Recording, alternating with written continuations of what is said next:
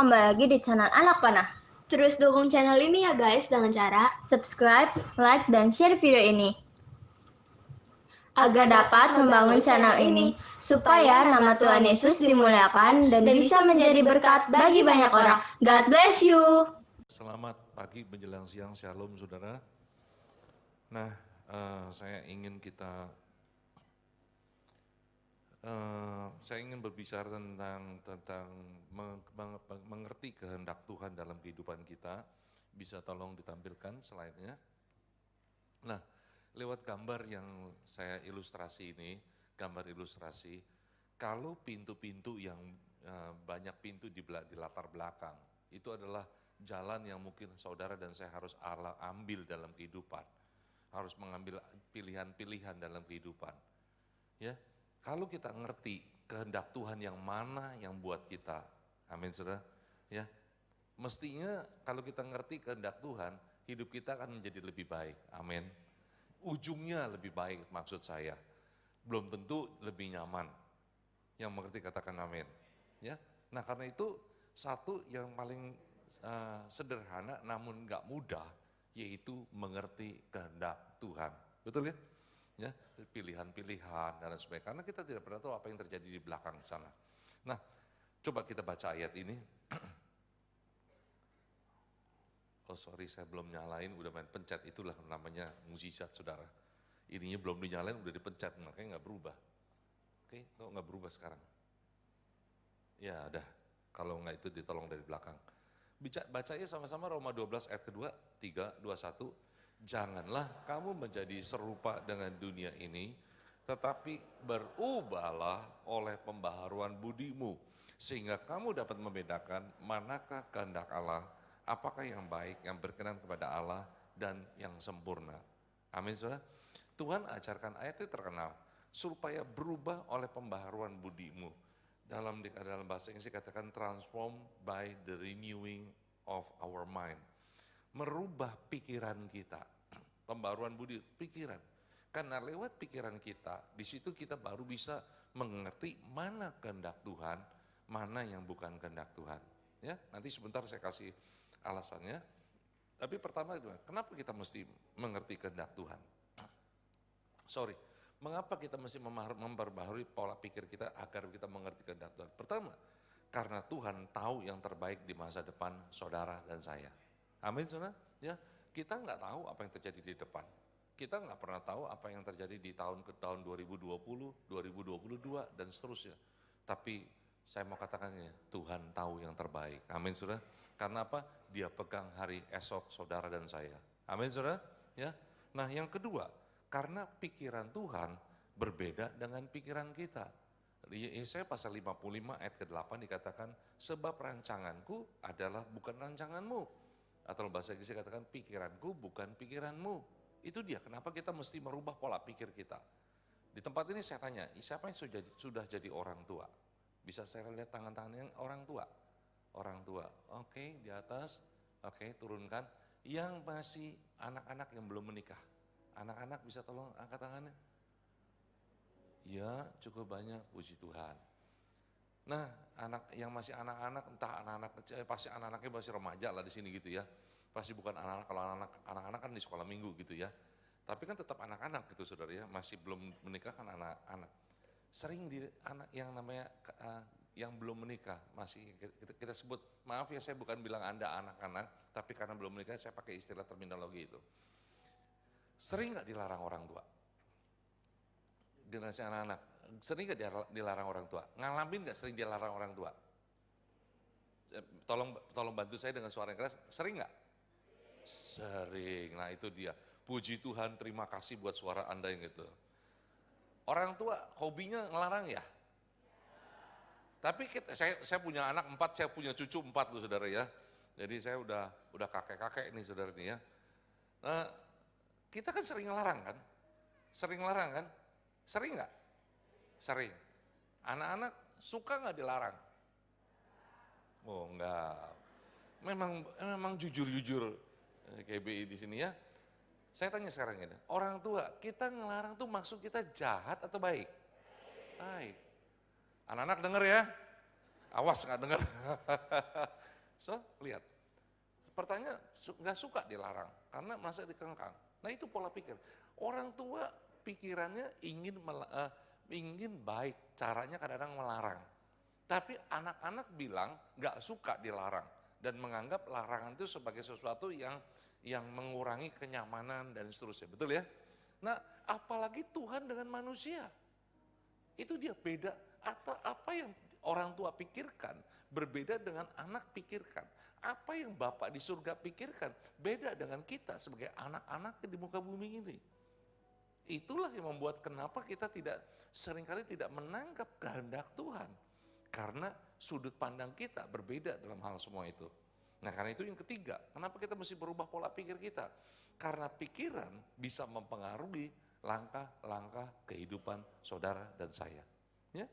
Nah, untuk menerangkan yang ketiga, saya buka gambar ini. Di sini saya mau mengambil cerita tentang Adam dan Hawa yang memakan buah pohon pengetahuan yang dikatakan Tuhan bilang jangan makan. Ya. Nah, prosesnya dikatakan begini, perempuan itu melihat bahwa buah pohon itu baik untuk dimakan, sedap kelihatannya. Lagi pula pohon itu menarik hati dan memberi pengertian. Lihat, melihat dengan mata. Mata itu adalah jendela informasi untuk masuk ke dalam kehidupan manusia. Telinga, panca indera kita, jendela informasi untuk masuk ke dalam pikiran kita. Amin. Termasuk juga kulit perasa, termasuk hidung, termasuk lidah perasa, semua indera perasa. Itu adalah jendela informasi yang masuk ke dalam pikiran kita. Amin. Jendela informasi. Perempuan itu membuka informasinya dan masuk, melihat bahwa itu baik. Nah, dalam bagan di sebelah, bisa tolong tampilkan, dalam bagan di sebelah ini dikatakan pikiran kita, ya, pikiran kita yang diberikan sumber dari informasi itu mempengaruhi tindakan-tindakan kita. Amin, saudara. Misalnya contoh sederhana, jangan pikir bahwa kalau belum punya pemikiran banyak tidak bisa tindakan. Tindakan, misalnya ada satu benda, ada benda di mana gitu. Lalu ada orang, benda bukan dia punya, diambil. Pikirannya apa? Saya bodoh amat, orang punya siapa punya, gua mau ambil, betul gitu ya? Itu pikiran dia. Dan nggak mungkin nggak sengaja, dia tahu diambil. Maksud saya ngerti saudara ya, ngambil barang bukan punya sendiri. Lalu itu jadi tindakan, karena pikir bisa saja saya pikir itu saya punya, itu alasan biasanya gitu ya. Tapi misalnya tahu bukan dia punya, dia ambil. Kenapa pikirannya? Karena dia pikir saya boleh ambil, orang punya. Itu pikiran. Ambil jadi tindakan. Tindakan, baru pertama tindakan, betul ya? Tindakan, masih tindakan. Kalau dikoreksi, ditegur, masih bisa betul. Tapi kalau tindakan nggak ditegur, lama-lama jadi kebiasaan. Kebiasaan sudah mulai sulit dirubah. Tapi kalau udah jadi karakter, akan sangat sulit dirubah. Orang yang suka ngambil barang orang sendiri, kalau udah jadi karakter, masa depannya apa? Masa depannya berurusan dengan hukum. Bisa paham saudara ya? Itu saya pakai contoh yang agak ekstrim. Nah seperti itu. Masa depannya kan mempengaruhi dari apa yang dipikirkan. Nah karena itu tindakan, dalam satu ayat dalam katakan gini, orang yang memikirkan hal-hal yang dari daging, akan memikirkan yang hal-hal dari roh akan bertindak dalam langkah-langkah dalam pimpinan roh. Tetapi orang yang memikirkan kedagingan, maka langkah-langkahnya juga seperti kedagingan itu. Dimulai dari pikiran. Ya, nah karena itu saya katakan begini, saya kasih contoh berikut. Kejadian 2 ayat 16-17. Tuhan berfirman, perhatikan misalnya ada sebuah perintah begini datang pada saudara. Tuhan memberi perintah kepada manusia, semua pohon boleh dimakan dengan bebas, tapi pohon pengetahuan yang baik jahat jangan. Jangan kau makan buahnya sebab hari engkau memakannya. Tolong baca yang warna, saya warnain kuning, sama-sama. Jelas ya saudara ya? Pastilah engkau, sekali lagi, pastilah engkau. Apa perlu dipenjelaskan dengan teori tertentu menjelaskan bahwa mati itu kayak apa? Enggak kan ya? Pasti ngerti, pastilah engkau mati, mesti jelas. Nah, Tuhan ngomong. Nah, lalu saya baca satu ayat lagi. Kejadian 3 ayat 1. Ular itu berkata kepada perempuan itu, tentulah Allah berfirman, semua pohon dalam taman itu jangan kau makan buahnya. Bukan? Ayat 4, Tapi ular itu berkata kepada perempuan itu, baca sekali lagi. Nah, perhatikan. Untuk objek yang sama, pohon yang sama, ada dua informasi yang masuk. Yang pertama, Tuhan bilang, kamu makan, kamu mati. Tapi iblis terus ngomong, pasti kamu tidak mati kalau makan. Amin. Ya, manusia percaya yang mana? Percaya Tuhan atau percaya iblis? Dalam cerita ini, percaya siapa? Percaya iblis, percaya kata-kata ular. Nah kan itu. Dan pikiran kita, itu dalam kehidupan kita kan selalu diperhadapkan dua informasi. Informasi yang berisi kebenaran, atau informasi yang berisi kepalsuan, kebohongan, atau kejahatan, dan sebagainya. Pertanyaannya, siapa yang menguasai pikiran saudara dan saya? Hari ini siapa yang menguasai pikiran saudara dan saya? Kita hari Minggu dengar khotbah, kebaktian 1,5 jam, khotbah 40 menit. Ya, belum tentu semua dengerin. Misalnya, moga-moga hari ini semua dengerin saudara ya. Puji Tuhan, terima kasih terlebih dahulu saudara ya. Tapi setelah itu, besok, Senin, Selasa, Rebo, Kamis, Jumat, Sabtu, apa yang saudara dengar? Bisa nggak ngimbangin yang 40 menit ini terhadap apa yang Senin sampai Sabtu Anda dengar? Belum tentu bisa ngimbangin. Televisi, film, WhatsApp, berita-berita, dan lain sebagainya. Begitu di mana informasi begitu mudah untuk masuk. Ya, yang positif, yang negatif. Pertanyaan saya, yang mana yang saudara percaya? Anda dengar 40 menit firman Tuhan, bisa nggak percaya? Amin. Melawan semua itu. Sehingga kita tahu apa yang bagus, tapi kadang-kadang kita ngelangkah hal-hal yang nggak baik. Nah karena itu saya katakan, perhatikan pikiran kita, sumber pikiran kita.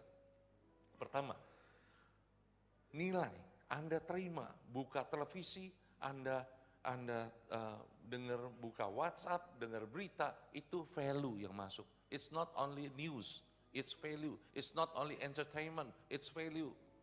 Itu bukan cuma hiburan, tapi nilai. Amin, saudara. Ya, misalnya humor pun sebenarnya nggak sadar. Jangan bilang itu cuma menghibur, tapi itu ada nilai dalamnya ditebut. Pikiran kita ditabur oleh orang lain. Maka itu kita mesti jaga our mind, jaga pikiran kita. Amin, saudara. Jaga pikiran kita. Nilai. Seorang lahir, bayi lahir, karakternya masih kosong, cuma bisa nangis, betul? Nggak bisa nuntut, nggak bisa apa. Tapi lewat interaksi dalam rumah tangga diajarin ini boleh, nggak boleh. Itu mulai terbentuk karakter. Di sekolah, ketemu teman, diajarkan dan lain sebagainya. Itu terbentuk karakter. Kuliah, kerja, dan seterusnya. Akhir lewat interaksi-interaksi. Lewat guru-guru sekolah minggu, kalau dari kecil itu terbangun, dibentuk, digambar. Sampai akhirnya, sampai kita dewasa, usia kita masing-masing. Kita punya gambar berbeda-beda, di mana awalnya adalah kertas kosong. Amin, saudara. Kita punya anak entah berapa, gambarnya berbeda. Mungkin mirip tapi nggak sama karakternya.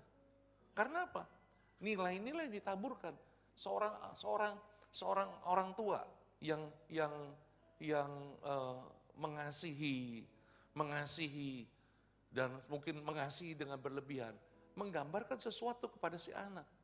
Seorang orang tua yang terlalu berlebihan dengan keras mengajar, bahkan mungkin menghajar, membangun sebuah gambar yang juga yang salah kepada seorang anak. Tapi orang tua yang seimbang antara kasih dengan pengajaran, memberikan gambaran yang benar kepada seorang anak. Amin, saudara. Nah itu dia, we are drawing something into our children. Amin, saudara. Kita menggambar sesuatu. Maka itu Bapak, Ibu, saudara terkasih, dalam kita berinteraksi di rumah tangga. Jangan berpikir, anak jangan campur urusan orang tua. Gak bisa, saudara. Anak saya 4, 3 sudah menikah. Ya, saya berharap, saya percaya, saya yakin mereka kuat dalam pernikahan. Karena apa? Mereka ngelihat contohnya dari mana? Bukan cuma dari pengajaran, bukan cuma dari seminar, dari kehidupan orang tuanya. Yang perkawinan yang gak sempurna, tapi kita tunjukkan bagaimana untuk jadi sempurna. We implant our value to our children. Amin, saudara. Ketika mereka masuk ke dalam perkawinan, mereka punya value. How to treat, bagaimana bersikap dalam perkawinan. Amin saudara. Nah, itu. Maka itu saya katakan, jangan sembarangan buka pikiran untuk nilai-nilai. Saya nonton di beberapa televisi, di film-film di televisi Indonesia. Film-film remaja. Bagaimana banyak sekarang film-film remaja. Ya film-film Hollywood. Menanamkan value-value, nilai-nilai. Bahwa nggak apa-apa jatuh cinta dengan sesama jenis. Nggak apa-apa berhubungan seksual sebelum menikah. Itu banyak. Kalau kita nggak jaga, besok nggak ada orang tua. Atau kita nggak jauh dari anak-anak kita. Apa yang mereka pikirkan? Melihat itu lama-lama. Dunia sedang melakukan ini. Yang dulu jahat, sekarang jadi biasa. Yang dulu dosa, sekarang jadi biasa. Nah, apa kita bisa nanamkan hal yang benar kepada anak-anak kita? Terus kita ngomong gini, nah percaya Alkitab ya, dengar guru sekolah minggu. Tapi di sisi lain, kita mempertontonkan pemberontakan, mempertontonkan melawan pemimpin dan sebagainya. Anak-anak bilang apa? Anak-anak bilang, ayah saya melayani, ayah saya berkhotbah mungkin, tapi antara khotbahnya dengan di luar, di rumah beda. Dampaknya apa? Anak-anak gak percaya seluruh Alkitab. Paham itu? Amin saudara. Yang kedua, kebenaran diri sendiri. Kebenaran diri sendiri, ego, itu terbangun, terbawa. Amin saudara. Gak ada sekolah yang mengajarkan kebenaran diri sendiri. Sekolah kehidupan umumnya menghancurkan kebenaran diri sendiri. Amin saudara. Saya punya cucu baru sebulan yang keempat. Cucu saya yang kedua, 2 tahun kakaknya. Ketika adiknya lahir, dibawa ke rumah sakit. Ke rumah sakit dalam waktu baru hitungan baru 1 hari. Nih dedek kamu, dia deketin, dia bingung. Selama ini ada apa dalam perut maminya segala macam gitu. Ya, makanya hati-hati saudara. Maminya waktu maminya hamil, dia usap-usap. Ini dedek, ada dedek. Ketemu saya duduk perut saya nongol, ini ada dedek, bahaya saudara. Waduh, makanya saya diet setelah itu. Kepahitan saya begitu sama cucu saya saudara. Duduk perut saya pas nongol gitu, diusap-usap, ini dedek katanya. Waduh, makanya kita perlu mengecilkan. Capek deh. Anda tahu apa yang dilakukan cucu saya ketika dia lihat adiknya hari pertama di rumah sakit. Dia lihat sebentar, tangan yang saya pikir mau ngelus, tau-tau dikeplak-plak. Betul. Karena ego dia, siapa yang ngajarin? Anak 2 tahun. Dia udah ngeliat, ini saingan. Ini saingan. Disaingan. Itu seminggu setelah dia dibawa pulang dari rumah sakit ke rumah, susternya bilang, opa jangan terlalu dekat-dekat, suka dikerwes, digituin udah. Tangannya digituin, tapi sekarang setelah sebulan diajarin. Apa yang kemarin? Kemarin istri saya mau dibawa pulang, Kayla mau dibawa pulang ya? Nggak boleh katanya, itu adik aku. Nah berubah kan? Berubah kan? Nah tapi kembali pada ego, kebenaran diri sendiri. Anda nggak perlu diajari, semua punya kebenaran diri sendiri. Semua punya sesuatu yang ngelawan. Amin. Karena merasa benar. Nah itu yang kedewasaan seseorang, itu yang dihantam. Itu yang perlu dihancurkan. Itu yang perlu dirontokkan. Amin. Maka Tuhan katakan, Amsal 3 ayat 5 dan 6, 7, jangan pakai kebenaran diri sendiri. Percaya pada Tuhan, engkau akan pulih. Amin. Ya. Nah yang ketiga, firman Tuhan. Ya. Value yang ketiga, sumber pikiran firman Tuhan. Yuk, hargai Alkitab kita. Atau Anda pakai di handphone. Tapi saya sarankan kalau di rumah sih buka dengan Alkitab lebih besar dan lain sebagainya. Amin. Kalau di gereja silakan lah, sekarang udah nggak mungkin. Karena gini loh ya, kita nggak akan bisa ngelihat the whole value of the word of God lewat jendela 5 in atau 6 inch doang. Terlalu kecil. Amin. Anda mau ngelihat dunia dengan kacamata yang sempit, nggak bisa. Anda perlu wide angle, wide view untuk bisa ngelihat yang lebih besar. Kenapa orang mengecil? Kenapa orang nggak bisa ngelihat hal yang luar biasa? Karena dikecilkan sudut pandangnya. Amin. Nah, karena itu sekarang saya mau masuk pada bagian kedua daripada itu, yaitu bagaimana kita harus menyelaraskan pikiran kita dengan pikiran Tuhan. Untuk menerjemahkan kata-kata menyelaraskan, saya kasih lihat gambar ini. Ini ketidakselarasan. Ada sebuah rencana, tujuan, yaitu menyeberang. Ya, lalu katakan, yuk kita mau menyeberang dari sisi sebelah sini. Kita mau nyebrang, soalnya juga, yuk kita menyeberang, yuk kita bikin jalan sampai ke tengah, nanti kita ketemu di tengah ya. Udah, yang satu buat jalan, menyeberang, bikin jembatan. Lalu yang satu lagi bikin jalan, lewat terowongan. Tujuannya sama nggak dua-dua menyeberang? Sama. Caranya sama nggak? Beda. Nyambung nggak? Enggak. Itulah, tujuan boleh sama. Tuhan berkata, aku akan angkat engkau jadi kepala dan bukan ekor. Aku mau engkau naik dan bukan turun. Tapi caranya kita nggak pernah sama dengan Tuhan. Nggak pernah nyambung. Amin. Nah karena itu dalam waktu 20 menitan saya akan sampaikan 3 aspek di mana saudara dan saya mesti menyamakan persepsi sederhana. Yaitu pertama tentang Tuhan. Pertama adalah siapa Tuhan. Dalam Matius 16 ayat 13. Setelah Yesus tiba di Kaisarea Filipi, ia bertanya kepada murid-muridnya, kata orang, siapakah anak manusia itu? Untuk memahami ini gini, Tuhan tuh ngajak murid-muridnya, Tuhan tuh banyak berkarya di daerah Galilea. Daerah Galilea, Israel bagian utara. Setelah itu dia pergi ke Yerusalem, ke selatan, untuk akhirnya berkarya dengan pengorbanan di atas mati Yesus kayu salib dan seterusnya. Di satu sisi, setelah rentang waktunya saya nggak terlalu yang pastinya, tapi setelah dia melakukan berbagai mukjizat-mukjizat, sebelum waktunya dia pergi ke Yerusalem, dia bawa murid-muridnya pergi naik ke atas. Saya nggak tahu kenapa dia harus naik ke atas. Kaisarea Filipi di atas, di bawah kaki Gunung Hermon. Di sana Tuhan tanya, menurut kamu siapa aku? Kenapa Tuhan tanya gitu? Karena gini, murid-murid sudah lihat bagaimana air jadi anggur. Murid-muridnya sudah lihat bagaimana 5.000 orang kelaparan dikasih dengan 5 roti 2 ikan bisa kenyang dan lebih 12 bakul. Murid-murid sudah lihat bagaimana gelombang badai bisa diteduhkan. Petrus sudah melihat bagaimana Yesus jalan di atas air. Bahkan dia sendiri sempat jalan di atas air. Dan berbagai orang sakit disembuhkan, orang buta melihat, orang lumpuh berjalan, dan berbagai mujizat-mujizat yang lain. Amin. Apakah itu jaminan orang kenal Tuhan? Enggak. Satu titik sekarang tanya. Dibawa ke atas, ke Kaisarea Filipi. Tuhan nanya, menurut kamu siapa aku? Mereka bilang, Elia, Yohanes Pembaptis, Musa. Akhirnya Petrus bilang, engkau Mesias. Apakah Petrus tahu bahwa dia Mesias? Dia ngomong Mesias. Tapi Tuhan bilang, bukan Tuhan engkau yang ngomong, Tuhan yang ngomong. Bapakku yang kasih tahu kamu. Apakah mereka percaya Mesias? Oh enggak, buktinya setelah Yesus tangkap mereka semua kabur. Mereka semua kabur. Nah, kalau saudara kenal Tuhan cuma lewat mukjizat, engkau akan jadi murid-murid seperti murid kabur. Amin. Engkau mesti kenal Tuhan sebagaimana Tuhan ada. Kalau saya kasih ayat ini, Mazmur 25 ayat 8 dikatakan, saat ayat Tuhan itu baik. Setuju gak saudara Tuhan itu baik? Berapa banyak setuju Tuhan itu baik? Amin saudara, puji Tuhan. Tapi lihat ayat selanjutnya, Ulangan 32 ayat 11. Tapi Tuhan juga seringkali melakukannya.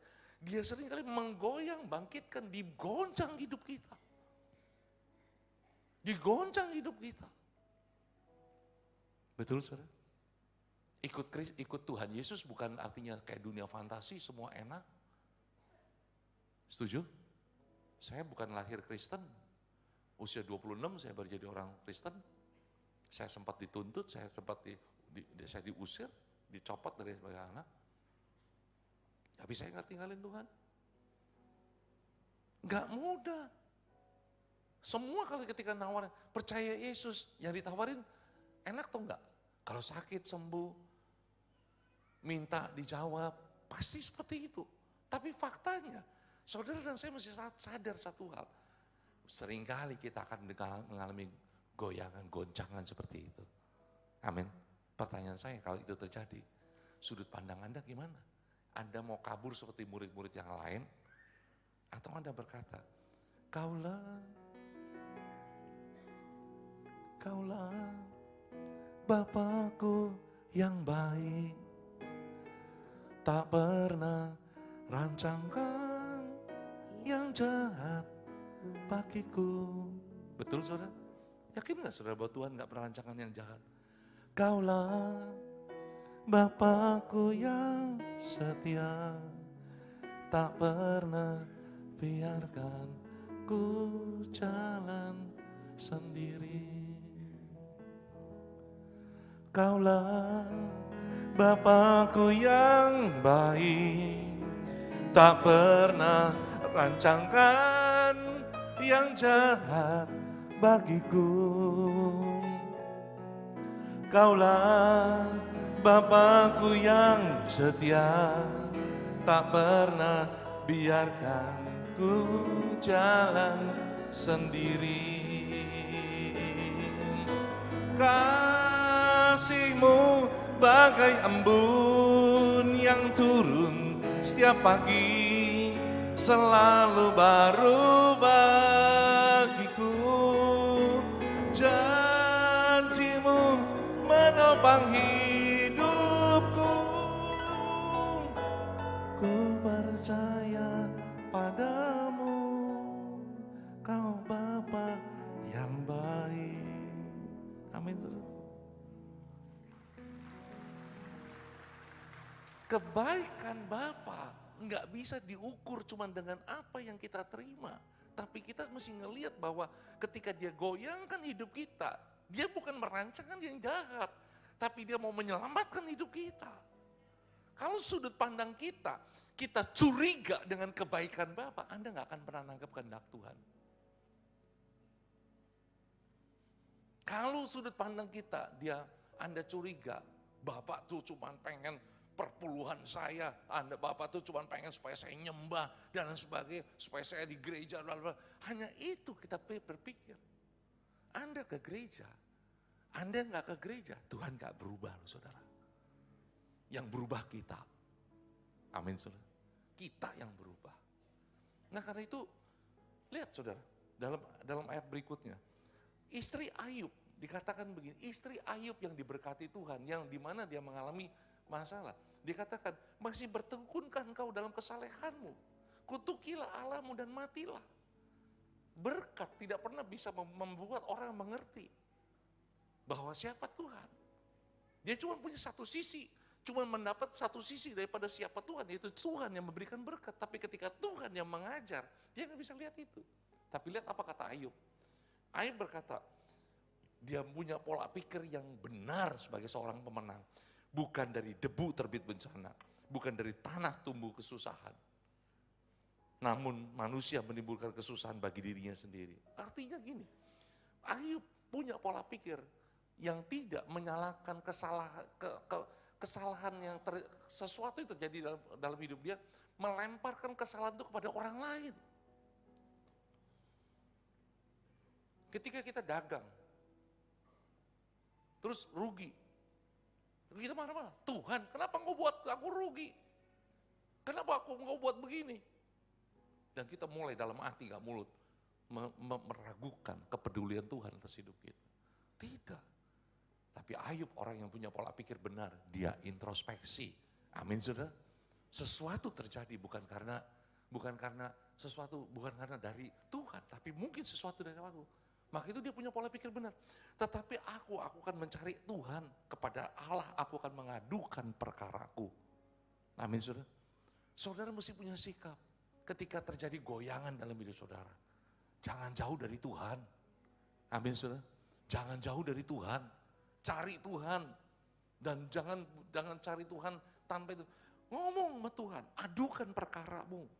Ngomong dengan Tuhan, berpekaralah dengan Tuhan. Tuhan kenapa ini terjadi? Tunjukkan kesalahanku. Amin saudara. Jangan ngomong di Facebook. Jangan ngomong di medsos. Amin. Ngomong sama Tuhan. Amin saudara. Ngomong sama Tuhan. Tuhan, aku difitnah. Tolong aku. Amin saudara.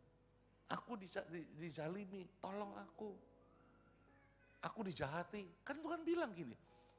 Tuhan bilang gini, Tuhan bisa membuat rancangan kejahatan orang jadi rancangan kebenaran, kebaikan buat kita semua. Seperti terjadi buat Yusuf. Amin. Nah, ya. Paham ya saudara? Siapa Tuhan? Dia Tuhan yang baik, terserah. Saya bisa bilang dia Bapa yang baik, tapi kita yang harus menentukan. Amin. Yang kedua, tolong baca. Hidup untuk makan atau makan untuk hidup? Baca ya sama-sama. 3, 2, 1. Sekali lagi. Nah, kalau ada pertanyaan hidup untuk makan atau makan untuk hidup, jawaban Anda apa? Kurang sepakat sudah, yang kenceng sudah. Makan untuk hidup, betul ya saudara ya? Artinya kalau hidup untuk makan, artinya hidup kita arahkan hanya untuk dapat makanan. Artinya makanan, sehingga kita akan halalkan segala cara untuk dapat dalam tanda kutip makanan. Makanan itu bisa uang, misalnya sebagainya. Tapi kita makan makanan yang kita makan supaya tubuh kita hidup, karena tubuh kita butuh makanan, betul ya? Di tempat ini, betulkah saya dengar dari tadi bahwa kita makan untuk hidup, betul ya? Kalau makan untuk hidup, berarti hidup saudara untuk apa? Nah itu pertanyaan saya, hidup untuk apa? Kalau makan untuk hidup untuk apa saudara? Untuk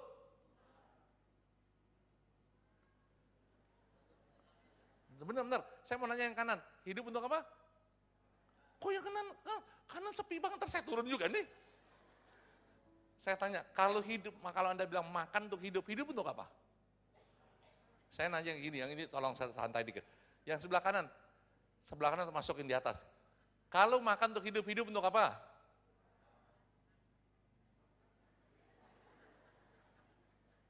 Nah, kalau di sini apa?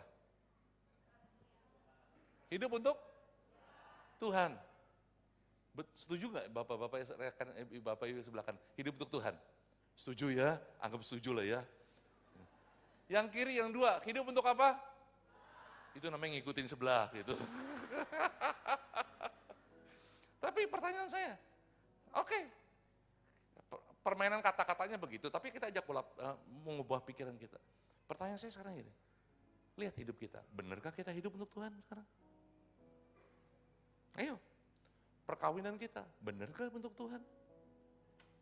Jangan ngomong di gereja nih, di luar sana, kita hidup untuk apa? Benarkah untuk Tuhan?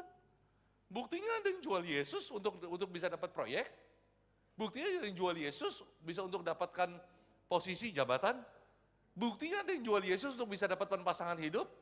To the point aja deh, waktunya nggak banyak soalnya. Ya apa ya?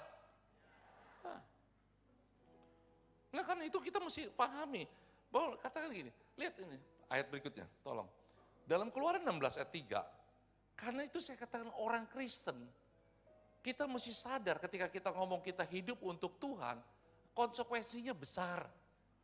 Ini orang Israel, ayat yang di belakang ini, ketika keluar dari Mesir, bikin KKR. 3 hari 3 malam, lalu setelah itu kehabisan makanan. Terus mereka ngomel, ngapain kau bawa kami keluar dari Mesir? Lebih baik kami mati di Mesir. Di hadapan yang saya warnai kuning. Di depan kuali berisi daging dan makan roti sampai kenyang. Padahal mereka keluar dari Mesir ikutin Tuhan. Rela nggak Anda ketika ikut Tuhan, tadi berkata hidup untuk Tuhan, kalau terjadi kelaparan? Itu dia.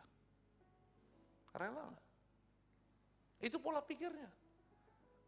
Kalau kita, Tuhan engkau baik, pimpin aku. Tapi ketika lewat kekeringan, aku tetap cari engkau. Amin. Nah maka itu dalam ayat berikutnya, Ulangan 8:3. Ia merendahkan hati, maaf kalau saya agak cepat dikit ya saudara ya, karena ada kebaktian berikutnya. Ia merendahkan hatimu, membiarkan engkau lapar, memberi engkau makan mana, yang tidak kau kenal dan juga tidak kenal oleh nenek moyangmu, untuk membuat engkau mengerti bahwa manusia hidup bukan dari roti saja, tapi manusia hidup dari segala ucapan Tuhan. Anda tahu cerita ayatnya begini, saya ilustrasikan lebih sederhana. Tadi udah mau ya hidup untuk Tuhan ya, mau hidup Tuhan. Lalu misalnya gini, ada ilustrasi, anak kita jalan di pinggir jalan besar. Saya nggak tahu jalan besar tuh ke sana atau ke sana mesti nunjuk ya saudara ya. Pinggir jalan besar, banyak mobil. Lalu jalan pelan-pelan makin lama makin ke tengah. Makin ke tengah. Bahaya kan ya? Bahaya. Apa yang kita lakukan? Apa yang kita lakukan? Doa syafaat dulu. Syurabata syarabata karabata. Atau kita bilang, Shalom nak, selamat pagi, shalom. Ini udah jalan makin ke tengah, di belakang ada mobil kenceng. Apa begitu? Atau kita lompat? Kita lompat, kita serahi, kita tarik, mungkin tangannya, Yang mana? Tarik ya, karena kita sayang, karena kita tahu dia akan bahaya. Itu yang terjadi kalau Anda merasa, Tuhan kenapa aku sakit? Mungkin Tuhan sedang tarik engkau, karena engkau sedang hidup untuk makanan. Karena engkau sedang hidup hanya untuk mengejar sesuatu yang bukan dari Tuhan. Dan ketika Tuhan tarik itu kita sakit, kita menderita. Ada dua reaksi, berserah kepada Tuhan, akhirnya, ya Tuhan aku narik, nggak apa-apa. Ada yang ngelawan apa? Tuhan jangan ganggu aku mau jalan seperti jalanku. Habis. Amin. Jangan. Every one of us created with God purpose in our life. Anda mesti tangkap itu. Tidak ada yang kita sebut, ku tak membawa apapun juga saat ku datang ke dunia. Itu cuma lagu. Tapi faktanya, saudara dan saya lahir bukan kebetulan. Baca ayatnya Amsal 16. Tuhan ciptakan segala sesuatu dengan tujuan. Ketika Tuhan ciptakan tenun saudara dan saya di ibu kita masing-masing, Tuhan sertai dengan planning. What will happen into our life. Amin saudara. Ketika menikah dan lain sebagainya. Kan itu hidupkan, cari, minta. Lord tell me your purpose in our life, in our marriage, dalam karirku, dalam pekerjaanku, dalam perkawinanku. Amin saudara. Kalau engkau kerjakan itu, Anda nggak ngerti. Anda akan lihat ujungnya pasti baik. Amin. Yang terakhir ya saudara ya. Ada satu terminologi kata-kata gini, tenang saja semua akan baik, ia akan membuat semua indah waktunya. Saya aminkan ini, amin. Namun ada orang yang mengaminkan dengan cara yang salah. Mengaminkan kata-kata di atas ini dengan cara tidak mengimbangi dengan sikap yang benar. Sikap yang salahnya apa? Udah siap ya saudara ya? Ya? Sikap yang salahnya ini, sikap yang malas. Saya sering lihat anak muda. Om, udahlah gak usah pusing-pusing. Tuhan akan buat semuanya baik. Tapi terus dia tidur lagi. Tuhan gak perhatiin, yang pertama, Tuhan gak suka orang yang malas. Yang setuju dengan saya katakan amin. Yang setuju dengan firman Tuhan katakan amin. Gak perlu setuju dengan saya, setuju dengan firman Tuhan. Tuhan gak suka orang yang tangannya lamban. Yang setuju dengan firman Tuhan katakan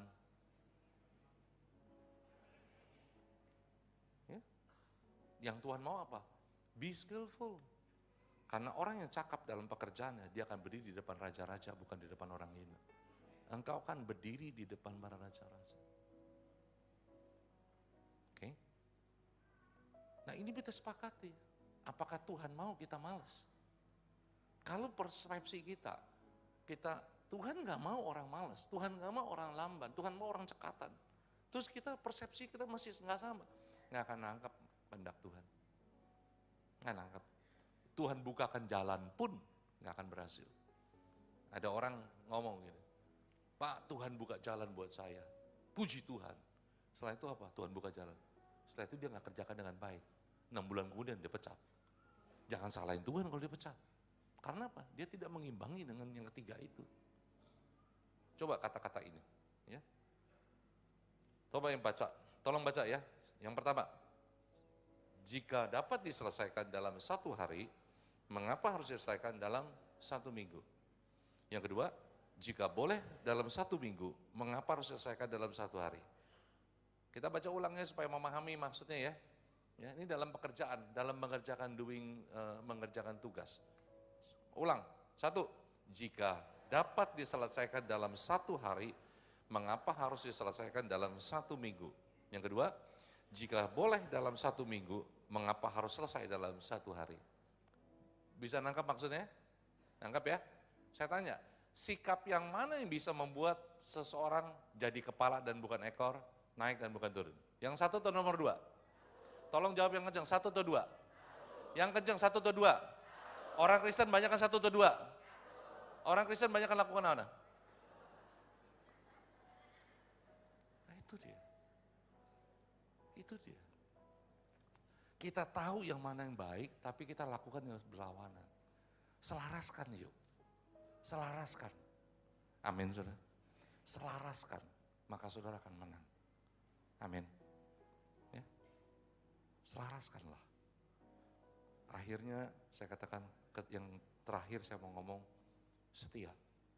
Kalau orang nggak setia, bagaimana Tuhan bisa angkat tinggi. Amin. Ayatnya jelas dia. Ya. Dan saya tutup dengan slide terakhir, saya katakan ya, the battle is in your mind. Peperangan pertama di pikiran kita. If we renew our mind, our future will be renewed. Kalau pikiran kita dirubah setiap minggu, jangan cuma terima dengan khotbah, pulangnya bagus, jelek, tapi olah, pikirin. Kerjakan, rubah, pelan-pelan dirubah, masa depan kita berubah. Bangkit berdiri yuk saudara kasih. Ku bersyukur padamu, Kau Tuhan yang mengasihiku. Kaulah jaminan hidupku, hatimu ada bagiku. Ku bersyukur padamu, Kau Tuhan yang mengasihiku. Kau jadikan hidup ini lebih indah dan lebih berkah. Ku bersyukur padamu, Kau Tuhan yang mengasihiku. Kaulah jaminan hidupku, hatimu ada bagiku. Haleluya, ku bersyukur padamu, Kau Tuhan yang mengasihiku. Kau jadikan hidup ini lebih indah dan lebih berharga. Kau jadikan hidup ini lebih indah dan lebih berharga. Kau jadikan hidup ini lebih indah dan lebih berharga. Haleluya. Kita rama-rama dasana rama-rama ya rama-rama dasana rama. Berkati umat-Mu Tuhan. Aku mohonkan berkat-Mu.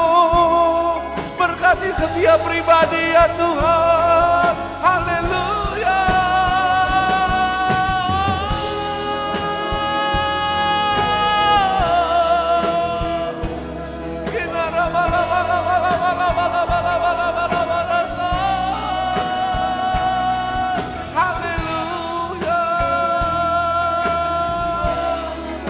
Kasih setiamu Tuhan, kasih sayangmu, sembuhkan yang sakit Tuhan, bebaskan yang terbelenggu, yang mengalami jalan buntu, bukakan jalan yang baru. Haleluya.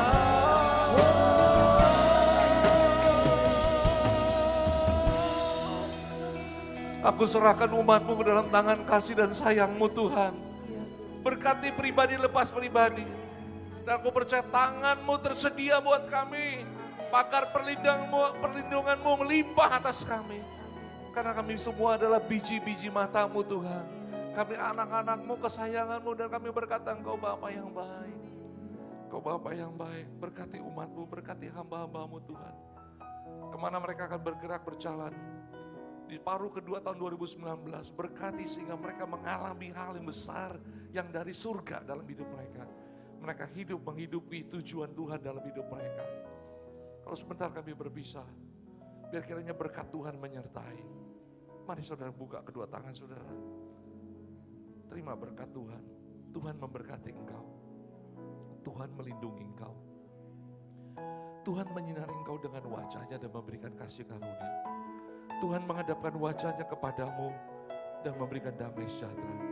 Dan biar kiranya segala berkat, segala yang baik, pembelaan Tuhan, segala kesembuhan, segala sesuatu yang terbaik daripada tahta Bapa dilimpahkan dalam hidupmu oleh karena kasih sayang Tuhan Yesus dan penyertaan daripada Allah Roh Kudus tidak pernah berhenti atas hidup engkau sekarang sampai selama-lamanya. Dalam nama Tuhan Yesus, kita semua yang cinta Tuhan sama-sama katakan amin. Tuhan Yesus memberkati saudara.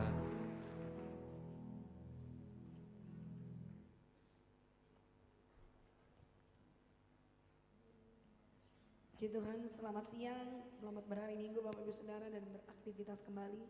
Tuhan Yesus memberkati kita semua.